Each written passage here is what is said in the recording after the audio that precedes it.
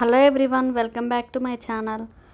Almost summer అయిపోయి rainy season వచ్చేసింది కదా. సో ఈ విధంగా వర్షం పడుతుంటే మంచిగా వేడి వేడి బజ్జీలు, మిర్చి బజ్జీలు చేసుకొని తింటే చాలా బాగుంటుంది. సో నా ఫేవరెట్ అంటే ఇదే. సో మీరు కూడా ట్రై చేయండి, ఎలా వచ్చిందో చెప్పండి. సో రెసిపీలోకి వచ్చేస్తే ముందుగా ఒక కప్పు శనగపిండి, మూడు స్పూన్ల బియ్యపిండి, కొద్దిగా సాల్ట్, అలాగే కారం, కొద్దిగా ధనియాల పౌడరు, వంట సోడా, అలాగే కొద్దిగా వాము నలిపి వేసుకోవాలి. ఈ విధంగా వేసుకొని పిండిలో అంత ఇవన్నీ మిక్స్ అయ్యేలాగా విస్కర్తో మంచిగా కలిపి ఉంచుకోవాలి.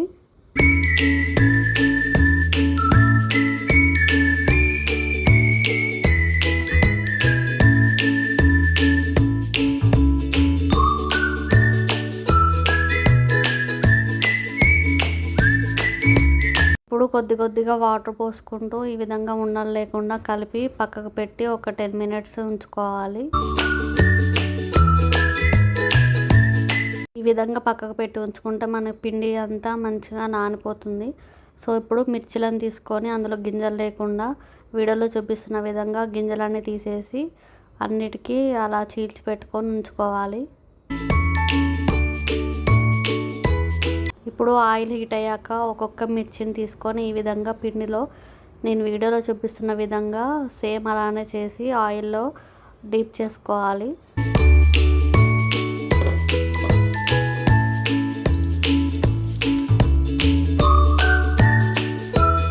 ఇదే విధంగా అన్ని మిర్చిలను సేమ్ ఇదే విధంగా వేసుకొని మీడియం ఫ్లేమ్లో మనకి హీట్ చేసుకోవాలి. సో ఇప్పుడు గంటతోటి వేరొక వైపు టర్న్ చేసుకుంటే మనకి మిర్చి బజ్జీ అనేటివి రెడీ అయిపోతాయి.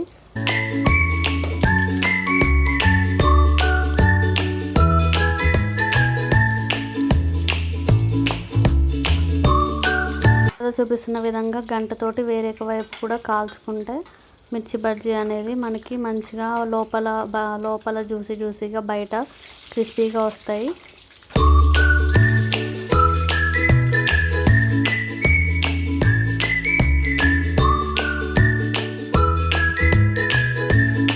సో ఇదే విధంగా అన్ని మిర్చిలను సేమ్ వీడియోలో చూపిస్తున్న విధంగా అంటనట్టు వేసుకోవాలి. సో ఈ విధంగా వేసుకుంటేనే మనకి మిర్చి బజ్జీలు అనేటివి బయట బండ్లో ఎలా చేస్తారో సేమ్ అలానే టేస్ట్ ఉంటుంది. సో ఇప్పుడు అన్ని మిర్చిలు అయిపోయాక మధ్యలో కొంచెం కట్ చేసుకొని ఆనియన్స్, కొద్దిగా లెమన్ స్క్వీజ్ చేసుకొని గార్నిష్గా చేసుకొని తింటే టేస్ట్ నెక్స్ట్ లెవెల్లో ఉంటుంది. సో నా వీడియోస్ మీకు నచ్చితే లైక్ చేసి, షేర్ చేసి, సబ్స్క్రైబ్ చేయడం మర్చిపోకండి. మరిన్ని రెసిపీస్ కోసం నా ఛానల్ని సబ్స్క్రైబ్ చేసుకోండి. అలాగే మీకు ఏదైనా రెసిపీస్ కావాలన్నా నాకు కామెంట్లో మెసేజ్ చేయండి.